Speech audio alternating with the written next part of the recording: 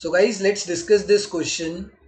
Question is, households and firms depend on each other in a circular flow of income. Justify the statement in case of two sector model. Two sector model कौन सा है? To sector model हम जो पढ़ते आ रहे हैं circular flow में, एक है हाउस होल्ड एंड दूसरा कौन सा है? दूसरा सेक्टर कौन सा है? Firms. House hold and firms हैं, यही दो सेक्टर ऑफ इकोनॉमी का पार्ट है. दो सेक्टर ऑफ इकोनॉमी के अंदर यही आते हैं. अब ये एक दूसरे के ऊपर कैसे डिपेंड करते हैं, उसके लिए हमें पूरा सर्कुलर फ्लो ऑफ इनकम समझना पड़ेगा. कैसे डिपेंड करते हैं? सबसे पहले जो हमारा हाउस होल्ड है वो फर्म्स को कुछ चीज़ें प्रोवाइड करता है. उन चीज़ों का नाम होता है land, labour, capital, land, labour, capital and entrepreneur. ये चार चीज़ें प्रोवाइड करता है हाउस होल्ड. इन चार चीज़ों का नाम पता है क्या होता है? इन चार चीज़ों का नाम होता है, इनको फैक्टर सर्विसेज बोलते हैं. अगर मैं इनकी जगह, इन चारों की जगह फैक्टर सर्विसेज भी लिख देता तो एक ही बात होती. Land, labour, capital and entrepreneur provide कर रहे हैं एंड ये सारे फैक्टर सर्विसेज हैं. ठीक है. इन फैक्टर सर्विसेज को यूज करके ना फर्म्स पता है क्या करता है? Firms produce goods and services. Firms क्या बनाता है? Firms goods and services generate करता है इन सब चीज़ों को यूज करके. एंड उन गुड्स एंड सर्विसेज के बदले, पहले तो ये देखते हैं ना, जो ये गुड्स एंड सर्विसेज तो इसने बना लिया.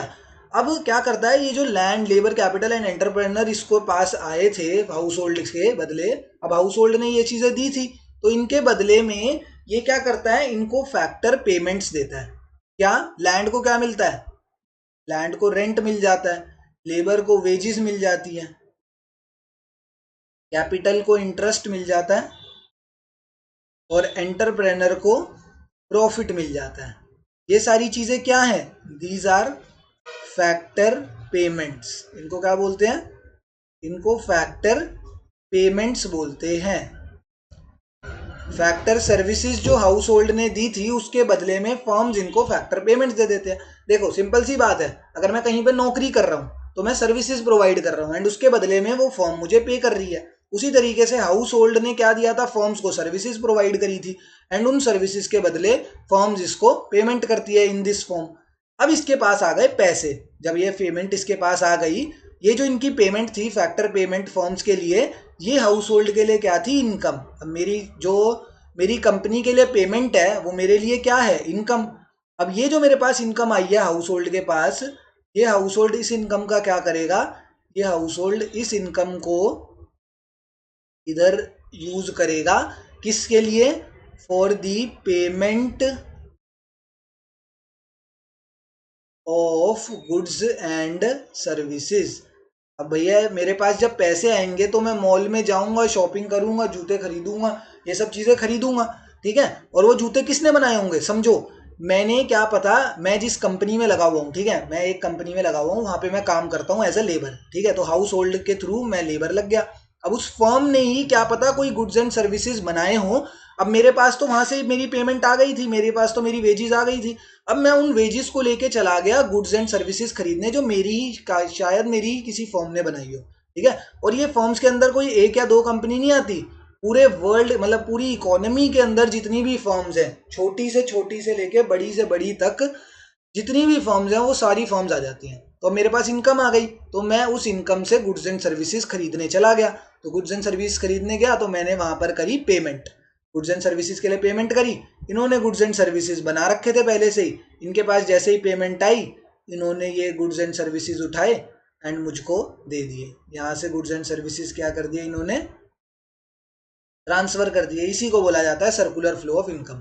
पहले सर्विसेज यहाँ पे गई. ये जो था ना, ये भी ध्यान से याद रखना, इसको रियल फ्लो बोलते हैं. क्योंकि ये रियल फ्लो क्यों है? क्योंकि यहाँ पर कोई पैसों का ट्रांसफर नहीं हो रहा. यहाँ पे सारी फिजिकल चीजें हो रही हैं. देखो ये land, labour, capital and entrepreneur सब फिजिकल सब्सटेंसेस हैं. तो ये पहले ट्रांसफर हुए फॉर्म्स के थ्रू, फिर फॉर्म्स ने इनको पेमेंट करी. This is money flow. Money flow क्यों है? क्योंकि इसने जो पेमेंट करी है वो पैसों की फॉर्म में करी है. तो ये जो था मनी फ्लो था. इसके पास इनकम आई, अब इसने इस इनकम से गुड्स एंड सर्विस खरीदने के लिए पैसे दिए. पैसे दिए तो this is also a money flow. ये भी क्या है भैया? ये भी मनी फ्लो है. गुड्स एंड सर्विसेज खरीदने के लिए इसने पैसे दिए, this is also money flow. And यहाँ पर इन्होंने गुड्स एंड सर्विसेज पहले से ही बना के रख रखे थे. इन्होंने इनको goods and services household को प्रोवाइड कर दिए। Goods and services are a physical substance, इसलिए इसको रियल फ्लो बोल देंगे। रियल फ्लो का दूसरा नाम फिजिकल फ्लो भी होता है एंड मनी फ्लो का दूसरा नाम नॉमिनल फ्लो भी होता है। याद रखना है तो रख लो, नहीं रखना तो मत रखो, कोई दिक्कत नहीं है, ठीक है। तो यहाँ पर goods and services are a physical substance and physical substance है, इसलिए ये रियल फ्लो के अंडर आएगा। This whole process is an example of demonstration of circular flow of income in a two sector economy. Two sector economy में circular flow of income इस तरीके से होती है, ये हमने पूरा समझ लिया। पूरा 4 नंबर का क्वेश्चन तैयार हो गया है।